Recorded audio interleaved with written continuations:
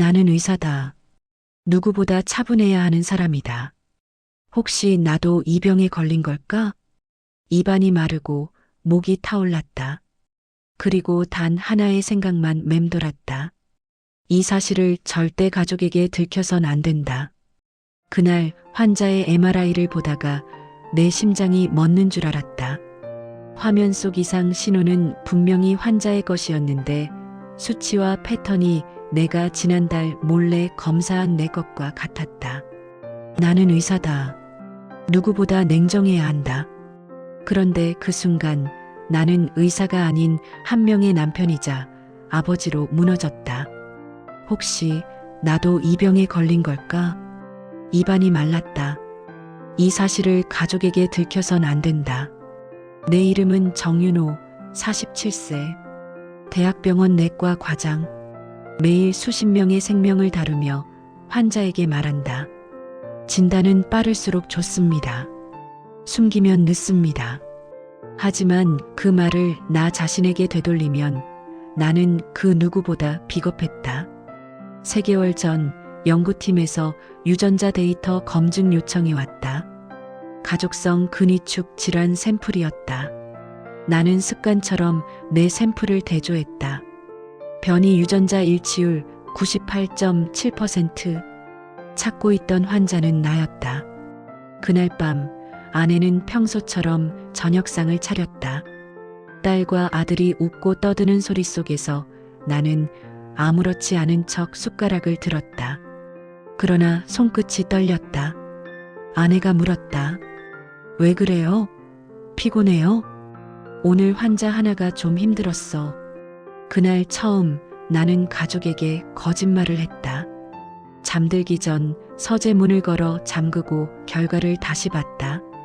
근육세포가 천천히 파괴되어 호흡근이 마비되는 병. 평균 발병 시기 50대 초반. 3년 안에 내 몸이 무너질 수도 있었다. 죽음보다 무서운 건 무너지는 과정을 똑똑히 지켜봐야 하는 공포였다. 다음 날 회의에서 후배들의 말소리는 멀어지고 내 시선은 허공을 맴돌았다. 내가 환자라면 어떻게 했을까? 비서가 말했다. 과장님, 내일 정밀검사 일정 확인하셨죠? 그 검사는 가명으로 예약돼 있었다. 아무도 몰라야 했다. 새벽 혼자 MRI실에 들어갔다. 기계 속으로 들어가며 속으로 기도했다. 부디 잘못된 결과이길. 하지만 화면 속 근육은 이미 침식되고 있었다. 나는 스스로의 신체를 해석하며 무너졌다. 아직은 괜찮아. 몇 년은 버틸 수 있어. 그건 위안이었다. 그러나 병은 자라고 있었다. 그날 이후 나는 완벽한 연기를 시작했다. 진료실에서는 환자를 맞이했고 집에서는 평온한 가장으로 웃었다. 하지만 밤이면 손끝이 저렸다. 컵 하나 들기도 힘든 날이 있었다. 나는 매일 일기에 썼다. 악력 저하 0.9kg. 의사로서 냉정하게, 환자로서 잔인하게. 딸이 물었다. 아빠, 왜 요즘 오른손으로만 글 써요? 그냥 습관이야. 그 아이의 눈동자에 의심이 스쳤다. 아직은 모른다. 절대 들켜선 안 된다. 그날 밤 나는 모든 기록을 암호화해 외장하드에 옮겼다. 이 병이 내 몸을 삼켜도 가족만큼은 지키겠다. 하지만 며칠 후 윤리위원회에서 내부 감사가 시작됐다. 내가 사용한 샘플, 코드명, 로그, 모든 것이 드러날 수도 있었다. 그때부터 하루하루가 폭로 직전의 시한폭탄 같았다. 나는 환자들에게 늘 말한다. 진실은 늦게 말할수록 더 위험합니다. 하지만 나는 그 진실을 가장 깊이 숨기고 있는 사람이다. 이 이야기를 끝까지 들어주세요. 내가 왜 그토록 진실을 감췄는지, 그리고 그 대가로 무엇을 잃었는지. 병원 윤리위원회에서 내 이름이 호명된 건 화요일 오전 회의였다. 정윤호 과장님, 잠시만요. 유전자 데이터 관련 확인 사항이 있습니다. 순간 심장이 멎었다. 내가 2달 전 몰래 분석했던 그 코드명, 그 로그가 문제였다. 나는 태어난 척 회의실로 향했다. 하지만 복도 끝 플루레선트 조명 아래에서 손이 떨렸다. 위원장은 차분한 목소리로 말했다. 최근 내부 샘플 데이터 중 연구윤리 기준을 벗어난 사례가 하나 발견됐습니다. 코드명 D-97, 의사 접근 기록이 남아 있습니다. 과장님 아이디로요. 나는 침을 삼켰다. 그건 아마 실수일 겁니다. 테스트용으로 로그인했을 수도 있습니다. 위원이 메모를 넘기며 말했다. 그런데요, D-97 샘플은 환자 등록이 없는 익명 코드입니다. 누군가 의도적으로 올린 거죠. 그 말에 나는 눈을 들지 못했다. 회의가 끝난 뒤 연구팀의 후배가 다가왔다. 과장님, D-97이 뭔지 아시죠? 혹시 실험이셨나요? 나는 미소를 지었다. 아니야. 그냥 내부 검증용이었을 거야. 그녀는 고개를 끄덕이며 말했다. 그런데 신기하네요. 그 데이터, 근위축 유전자 변이랑 거의 일치하던데요. 그녀의 말이 귀에서 맴돌았다. 거의 일치한다. 나는 웃으며 회피했지만 그날 이후 병원 복도에서 사람들의 시선이 달라졌다. 속삭임이 들렸다. 요즘 정 과장님 얼굴 안 좋아졌지? 혹시 그 사건 때문인가? 그 소리가 내 등 뒤를 따라다녔다. 퇴근 후 차 안에서 핸들을 쥐었지만 손끝이 저릿했다. 신호등이 바뀌었는데도 가속 페달이 밟히지 않았다. 뇌가 명령을 내리지 못했다. 나는 비상등을 켜고 한참을 멈춰 있었다. 그때 휴대폰이 울렸다. 아내였다. 여보, 오늘 왜 이렇게 늦어요? 회의가 길었어. 윤호 씨, 요즘 정말 괜찮아요? 요즘 말이 없어요. 그녀의 목소리는 따뜻했지만 그 온기가 나를 더 죄책감에 빠뜨렸다. 괜찮아. 그냥 피곤해서 그래. 그날 나는 또 거짓말을 했다. 집에 도착하니 딸이 내 가운을 들고 말했다. 아빠, 이거 세탁기 돌리려고 했는데 주머니에 이상한 USB가 있어서요. 나는 순간 심장이 멎었다. 외장하드 백업용으로 만든 암호화 USB였다. 그거 병원 자료야. 그냥 두면 안 돼. 이상한 파일 이름이 있던데요. D-97. 그 이름을 듣는 순간 숨이 막혔다. 호기심 가지지 마. 그건 연구용이야. 딸은 고개를 끄덕였지만 그녀의 표정에는 낯선 두려움이 섞여 있었다. 그날 밤 나는 USB를 태워버렸다. 그 후부터 모든 게 미묘하게 틀어지기 시작했다. 아내는 식사 도중 내 손을 보며 말했다. 요즘 손이 왜 이렇게 떨려요? 커피를 너무 많이 마셔서 그래. 의사인 사람이 너무 쉽게 말하네. 그녀의 말투는 평소와 달랐다. 그날 이후 그녀는 자주 나를 바라봤다. 마치 뭔가를 의심하듯. 병원에서는 감시가 시작됐다. 연구서버 접근 제한, 로그 모니터링 강화. 나는 매번 다른 컴퓨터를 이용했고 심지어 가짜 환자 파일까지 만들었다. 진실을 가리기 위해 거짓을 또 쌓았다. 그럴수록 내 몸은 더 빨리 무너졌다. 의자에 앉아 있을 때 다리에 힘이 풀려 떨어진 적도 있었다. 후배가 물었다. 괜찮으세요? 어제도 비틀거리시던데. 나는 웃으며 말했다. 허리가 좀 안 좋아서 그래. 하지만 내 몸은 이미 신호를 보내고 있었다. 어느 날 병원 복도에서 우연히 내 이름이 적힌 보고서를 보았다. 감사팀 문서였다. D-97 샘플 추적 대상 정윤호. 그날 밤 나는 잠을 이루지 못했다. 새벽 3시 침대 옆에서 핸드폰 불빛이 깜빡였다. 아내가 내 잠든 얼굴을 바라보다가 메시지를 쓰고 있었다. 당신 뭔가 숨기고 있죠? 나는 눈을 감은 척했다. 그녀는 한숨을 쉬고 방을 나갔다. 내가 사랑하는 사람에게조차 진실을 말할 수 없는 현실. 그게 나를 병보다 더 아프게 했다. 이틀 뒤 감사팀에서 호출이 왔다. 내일 아침 9시 조사실로 오세요. 나는 조용히 숨을 내쉬었다.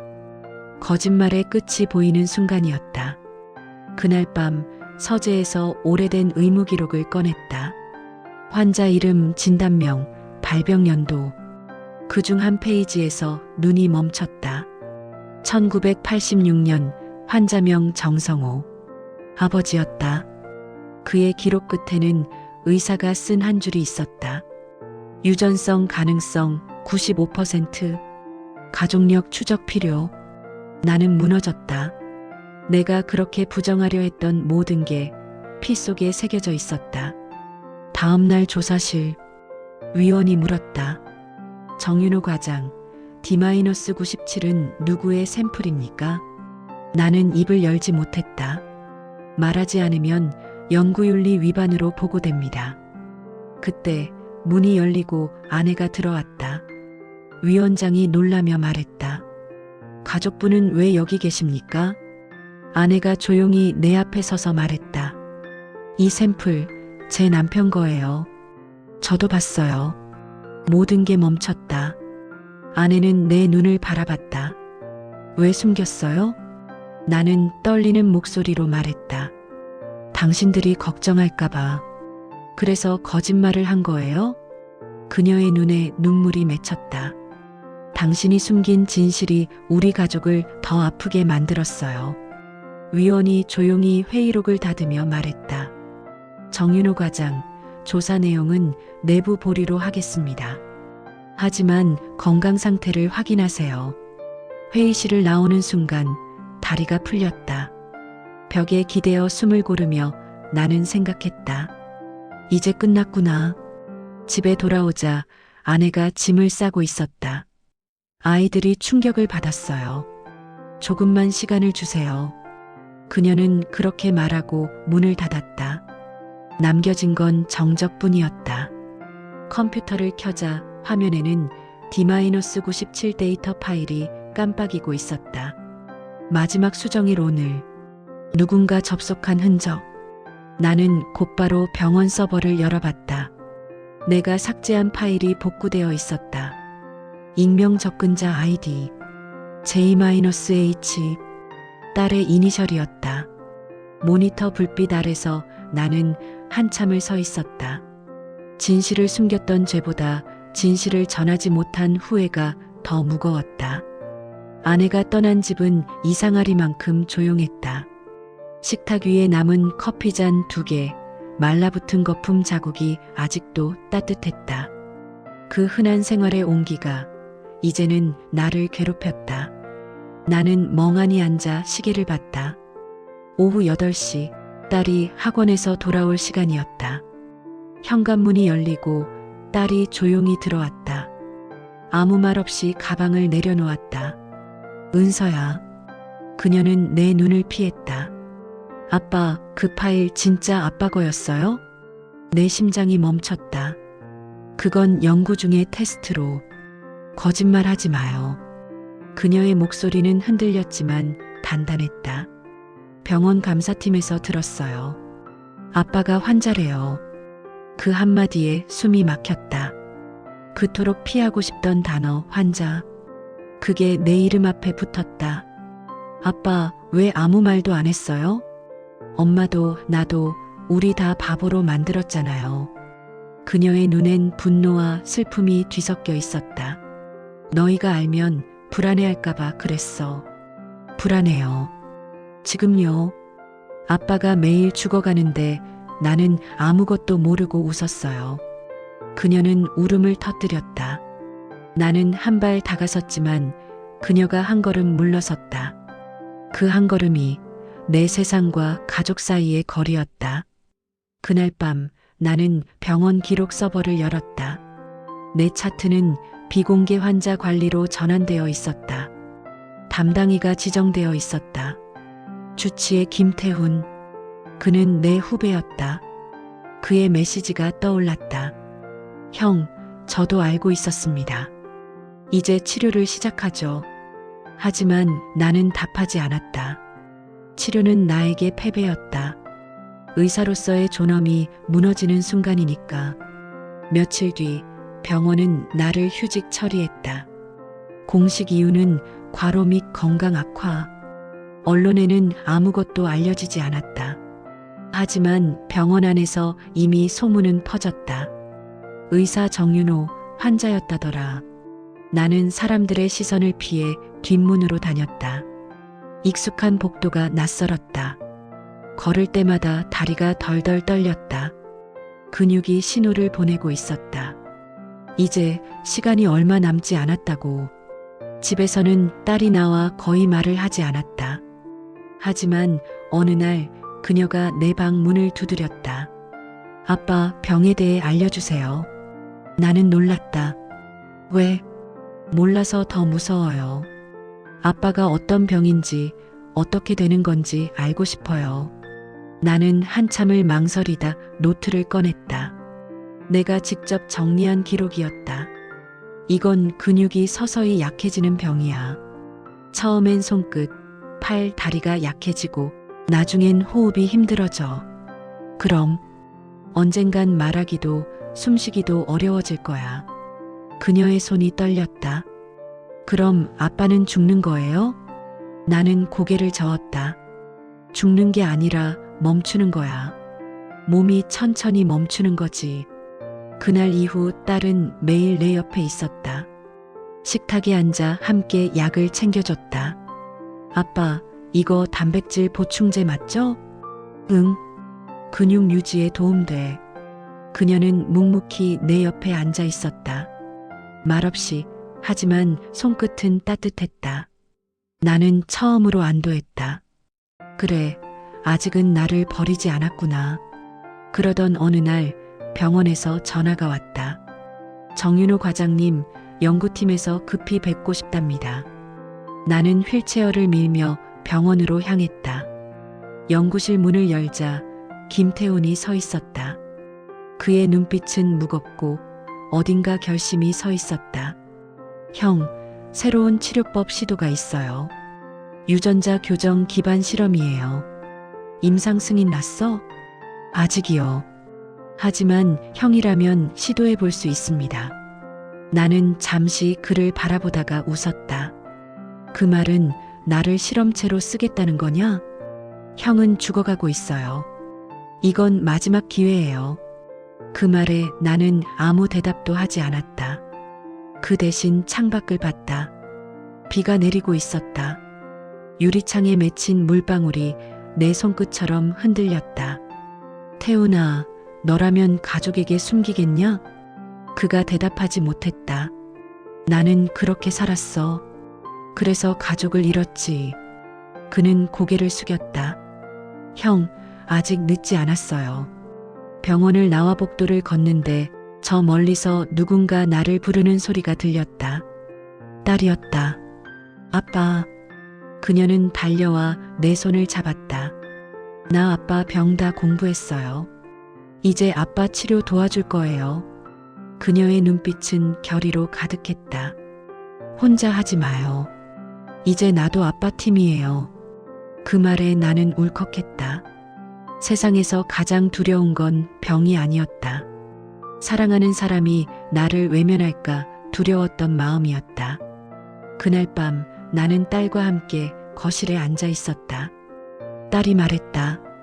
아빠, 엄마랑 다시 이야기해요. 그녀는 날 떠났어. 그래도 아빠는 아직 남편이에요. 엄마도 알아요. 아빠가 왜 숨겼는지. 나는 고개를 떨궜다. 숨기지 않았더라면 더 오래 함께 했을까? 그건 몰라요. 하지만 지금이라도 말하면 늦은 건 아니에요. 그녀의 말이 가슴을 찔렀다. 그날 새벽 아내에게 메시지를 보냈다. 나 이제 숨기지 않을게. 한 번만 나를 만나줘. 답은 오지 않았다. 다음 날 병원에서 실험 치료가 시작됐다. 유전자 교정 주사제 첫 투여. 내 몸속 세포가 반응하기 시작했다. 고통보다 이상한 열감이 밀려왔다. 눈앞이 어지럽고 귀에서 심장 박동이 울렸다. 나는 속으로 중얼거렸다. 살고 싶다. 그 순간 내 의식이 꺼졌다. 눈을 떴을 때 하얀 천장 아래 딸이 있었다. 아빠 깨어났어요. 나 성공한 거야? 그녀는 고개를 끄덕였다. 태훈 선생님이 그랬어요. 세포 반응이 좋아졌대요. 나는 미소를 지었다. 다행이네. 그녀의 눈에 눈물이 고였다. 아빠, 이제는 숨기지 마요. 그래. 이젠 숨기지 않을게. 그 순간 병실 문이 열리고 아내가 들어왔다. 그녀는 조용히 내 곁으로 다가왔다. 이제야 말했네요. 미안해. 이제는 우리도 팀이에요. 그녀의 손이 내 손을 감쌌다. 그 온기가 다시 숨을 불어넣었다. 치료가 시작된 지 2주째 내 몸은 이상하게 반응했다. 손끝에 감각이 돌아왔고 글씨도 조금은 또렷하게 쓸 수 있었다. 딸은 매일 노트를 펴고 내 악력을 기록했다. 오늘은 12.4kg, 어제보다 조금 늘었어요. 그 숫자는 희망 같았다. 그러나 내 몸속 어딘가에서 다른 신호가 일고 있었다. 심장이 불규칙하게 뛰고 간헐적인 두통이 몰려왔다. 의사로서 본능적으로 알 수 있었다. 이건 정상적인 회복이 아니었다. 무언가 잘못되고 있었다. 밤마다 잠들지 못했다. 눈을 감으면 내 세포가 뒤틀리는 느낌이 들었다. 마치 몸속에서 다른 존재가 깨어나는 것처럼. 유전자 교정. 그 단어가 머릿속에서 울렸다. 이건 단순한 치료가 아니라 인간의 경계를 건드리는 실험이었다. 김태우는 매일 병실로 찾아왔다. 형, 결과 좋아요. 근육 반응 속도가 정상 수치에 근접했어요. 태훈아, 그게 정말 나인 걸까? 내 세포가 여전히 나인 걸까? 그는 대답하지 못했다. 나는 그 눈빛에서 두려움을 읽었다. 그 역시 알았다. 이건 예측 불가능한 길이라는 걸. 어느 날 새벽 병원 전체 정전이 잠시 일어났다. 모니터에 불빛이 꺼지는 순간 내 심박계가 멈췄다. 딸이 비명을 질렀다. 간호사들이 뛰어왔고 내 의식은 천천히 어둠 속으로 빨려들었다. 눈을 떴을 때 나는 병원 응급실에 누워 있었다. 일시적 심장 정지였어요. 다행히 회복됐습니다.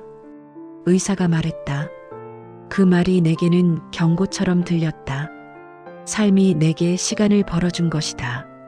하지만 그 시간은 빚이었다. 며칠 뒤 태훈이 내 곁에 와서 말했다. 형, 이 실험 결과 상부에 보고해야 합니다. 보고하면 난 연구윤리 위반으로 다시 조사받겠지. 그건 제가 막을게요. 하지만 이건 인류에게 중요한 데이터예요. 나는 조용히 고개를 저었다.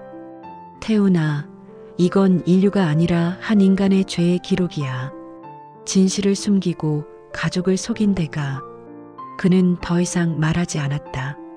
밤이 되자 병실 창밖으로 빗소리가 들렸다. 나는 휠체어를 몰고 복도로 나갔다. 고요했다. 병원 복도 불빛이 길게 늘어져 있었다.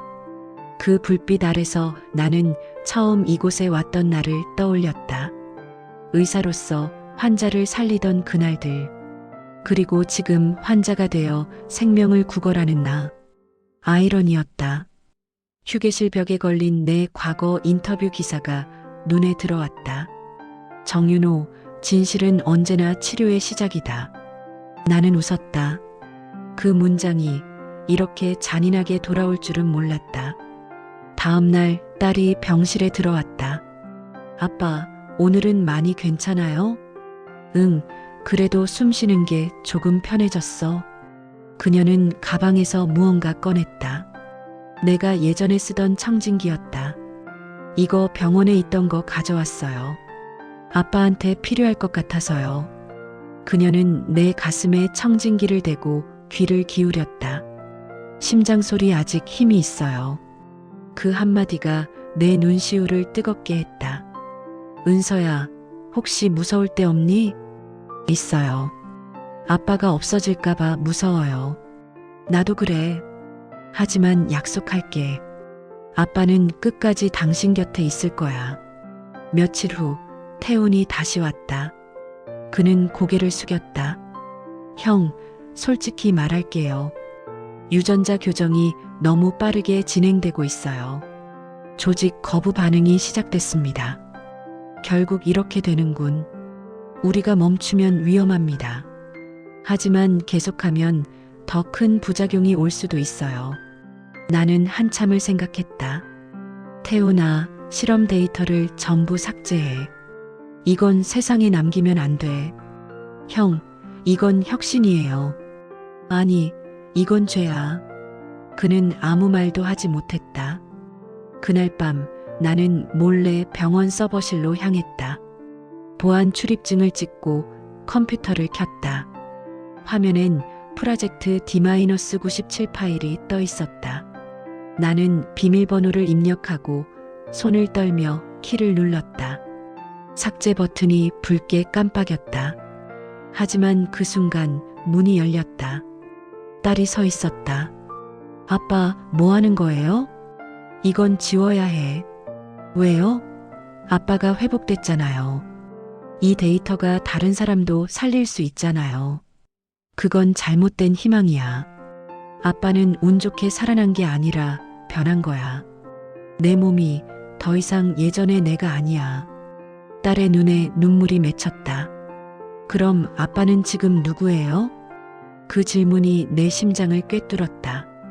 나는 조용히 말했다. 나도 모르겠다. 하지만 한 가지는 확실해. 이 비밀이 세상에 퍼지면 또 다른 누군가가 나처럼 될 거야. 나는 파일을 삭제했다. 모니터가 꺼지는 순간 내 가슴이 조여왔다. 몸속에서 또다시 열이 치솟았다. 딸이 소리쳤다. 아빠. 내 시야가 흐려졌다. 나는 마지막으로 그녀의 손을 잡았다. 은서야, 기억해. 진실은 숨긴다고 사라지지 않아. 하지만 지켜야 할 진실도 있어. 그 말을 남기고 의식이 끊겼다. 눈을 떴을 때 창밖에 아침 햇살이 비쳤다. 딸이 내 옆에서 졸고 있었다. 나는 천천히 손을 들어 그녀의 머리를 쓰다듬었다. 괜찮아. 이제 다 괜찮아. 내 심장은 느리게, 그러나 분명히 뛰고 있었다. 의사로서의 나, 환자로서의 나, 그리고 아버지로서의 내가 하나로 겹쳐졌다. 그 순간 병실 문이 열리고 아내가 들어왔다. 그녀는 내 곁에 앉아 조용히 말했다. 이제 거짓말은 끝이죠? 응. 이제 숨길 게 없어. 그녀는 고개를 끄덕였다. 당신이 진실을 숨긴 이유, 이제야 이해해요. 나는 웃었다. 그래도 다시는 그러지 않을게. 그녀가 내 손을 꼭 잡았다. 그리고 그 순간 나는 알았다. 살아있다는 건 단순히 숨 쉬는 게 아니라 진실 앞에 서는 용기라는 걸. 시간은 묘하게 흐른다. 병원 창밖의 나무는 여전히 그 자리에 있지만 그 잎사귀의 색은 매 계절마다 바뀌었다.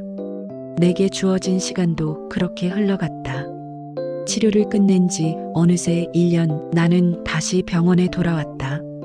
환자로서가 아니라 의사로서. 복직 첫날, 진료실 문 앞에서 잠시 멈췄다. 이 공간이 다시 내 자리라는 게 믿기지 않았다. 책상 위엔 예전의 내 명패가 놓여 있었다. 정윤호 과장. 그 글자가 조금은 낯설게 보였다. 이제 나는 더 이상 이전의 내가 아니기 때문이다. 첫 환자는 60대 남성이었다. 그는 조심스레 말했다. 의사 선생님, 이 병이 유전일 수도 있다고 하던데요. 나는 한참을 바라보다 조용히 대답했다. 괜찮습니다. 진실을 아는 게 두려울 수 있지만 숨기는 것보다 훨씬 낫습니다. 그 말을 하며 나는 예전의 내 모습을 떠올렸다. 두려움과 거짓말로 자신을 묶었던 그 시절의 나. 퇴근길 병원 복도에서 김태훈이 나를 만났다. 형, 그 데이터는 정말 지운 거죠? 그래. 영원히. 아무 후회도 없어요? 나는 미소 지었다. 후회가 없다면 거짓말이지. 하지만 그게 내 속죄야. 그는 고개를 끄덕였다.